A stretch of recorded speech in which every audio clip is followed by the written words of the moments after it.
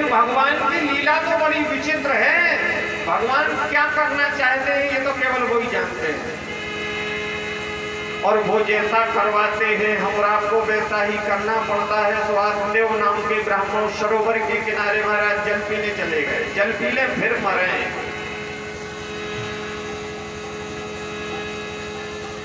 लेकिन भगवान का एक सूत्र है कि करे सदा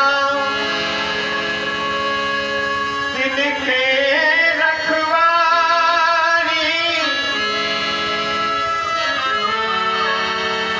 जिम बालक राखहि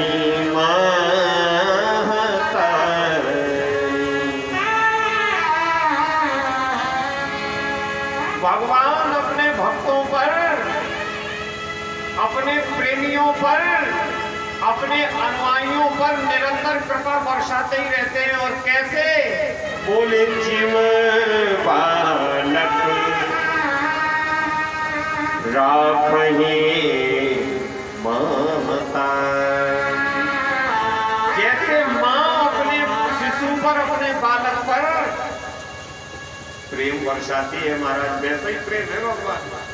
कोई छोटा प्रेम थोड़ा ही है परमात्मा का, बहुत विशाल प्रेम है। वो लगता नहीं है हमारा, क्योंकि हमारी दृष्टि वहां तक पहुंच नहीं पाती, हम ये समझ नहीं पाते कि भगवान हम पर क्या कृपा करने वाले।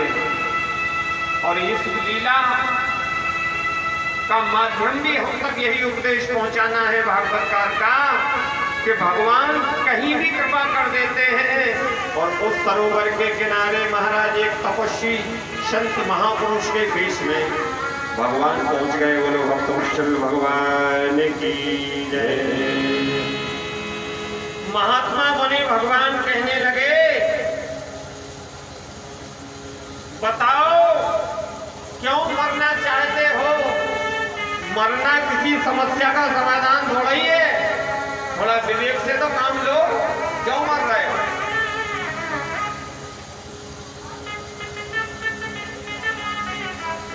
तो हाथ जोड़ करके महाराज नेत्रों में अश्रु भर करके उन महात्मा बने भगवान के सामने खड़े हो गए, चरणों में गिर पड़े।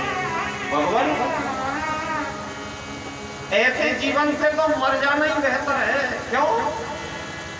बोले संसार की सारी व्यवस्थाएं घर में है, धन है, संपत्ति है, पत्नी है, ऐश्वर्य है, लेकिन पुत्र नहीं है, संतति नहीं है, और संतान नहीं है, तो जीवन को रखने का कोई महत्व नहीं है, मतलब नहीं है, इसलिए मर जाना ही अच्छा है। तो महात्मा बने भगवान बोले, रुको तो, बात तो सुन लो, मरना है, मर जाना, पहले हमारी बात तो सुनो। क्या?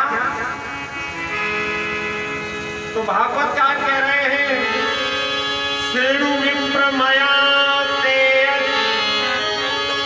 प्रारब्धं तु विलोकितं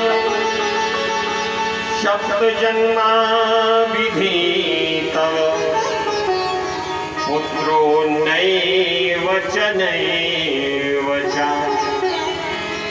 एक जन्म की कौन कहे, तुम्हारी मस्तक की रेखाएं तो ऐसा बता रही हैं कि 7 जन्मों तक तुम्हारे